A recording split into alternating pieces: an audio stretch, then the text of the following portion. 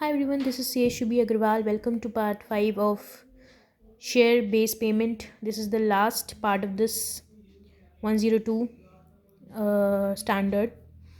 So let's start. Group share based payment plan.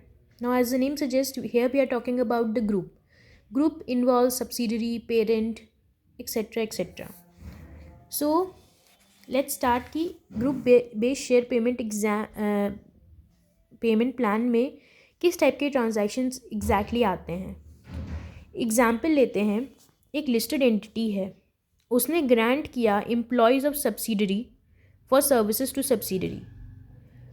Employees ने subsidiary को service दी, subsidiary को सर्विस दी, लेकिन जो लिस्टेड एंटिटी है उसने ग्रांट किए shares to the employees of subsidiaries. This is example of a group based payment, share based payment. अब अगला एग्जाम्पल देखते हैं, सब्सिडरी ने ग्रांट किया एम्प्लॉयज़ ऑफ पेरेंट को या फिर अनदर ग्रुप एंटिटी को, क्या, for the services to parent another entity. तो यहाँ पे सब्सिडरी ग्रांट करे एम्प्लॉयज़ ऑफ पेरेंट या अदर ग्रुप एंटिटी को। So this is another example of group based share payment plan. The entity receiving good services measure equity settled share based payment or cash settled share based payment, which will depend upon the nature of the awards granted, own rights and obligations. अब इसकी accounting कैसे होगी, हम उसको कैसे account करेंगे। तो जो एंटिटी रिसीव कर रही है गुड्स एंड सर्विसेज, वो या तो इनको मेजर करेगी as a equity settled share based payment या तो मेजर करेगी as a cash settled share based payment. और ये किस चीज़ पे डिपेंड करेगा कि इन दोनों से में से किस चीज़ पे मेजर कर रही है। It will depend upon the nature of the award granted, क्या नेचर था उस अवार्ड का और उनकी राइट्स एंड ऑब्लिगेशंस क्या थी। इसको हम एक चार्ट के थ्रू समझते हैं।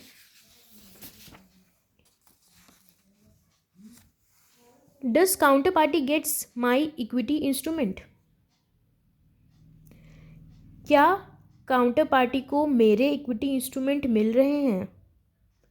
अगर हाँ तो ये equity settled share based payment है।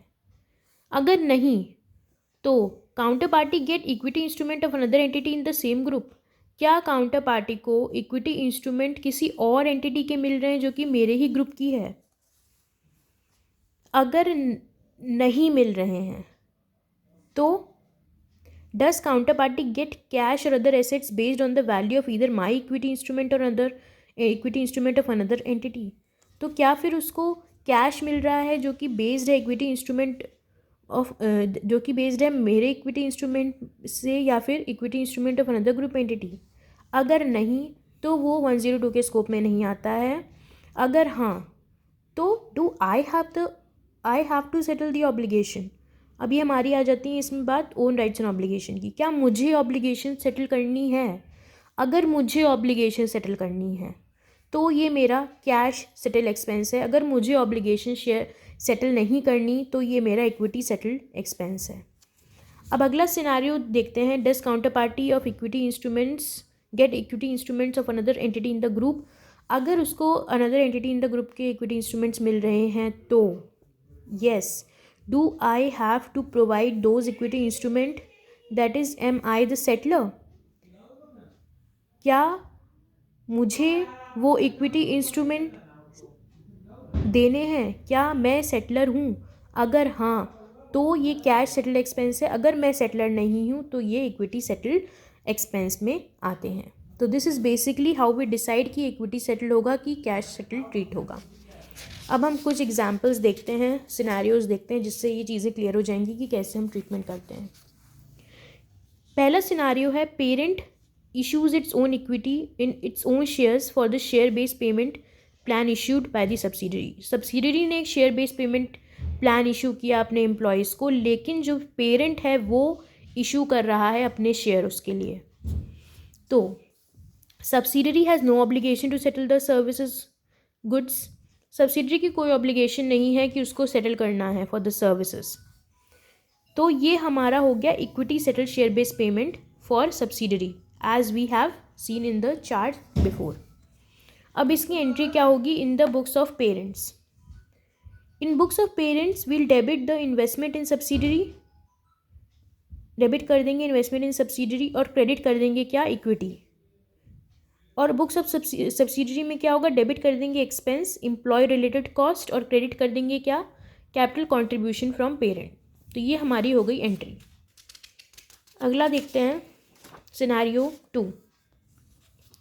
Subsidiary provides rights to its employees to get equity instrument of parents.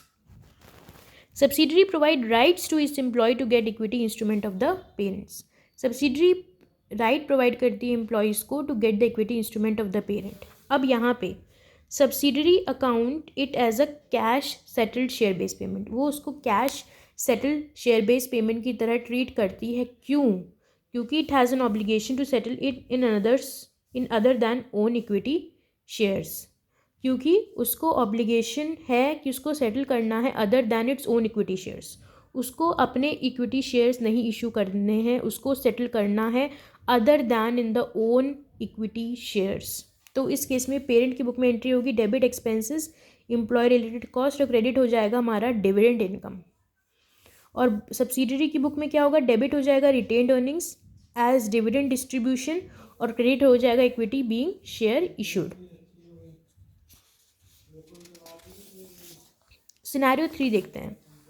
Parent settles the transaction by paying cash value for share based payment plan issued by subsidiary. Parent settle कर देता है transaction by paying cash value for the share based payment plan issued by the subsidiary. अब share based payment plan issue किया है subsidiary ने और parent उसको settle कर रहा है by paying the cash value. अब ये इक्विटी सेटल्ड है in the book of subsidiary. Entity has no obligation, it has no obligation towards this transaction, hence it will be equity settled. So this was all about group based transactions. This comes there here, this series of 102 comes to an end. Thank you so much for watching. Please like, comment and subscribe to my channel. Subscribe for more such content. Thank you so much.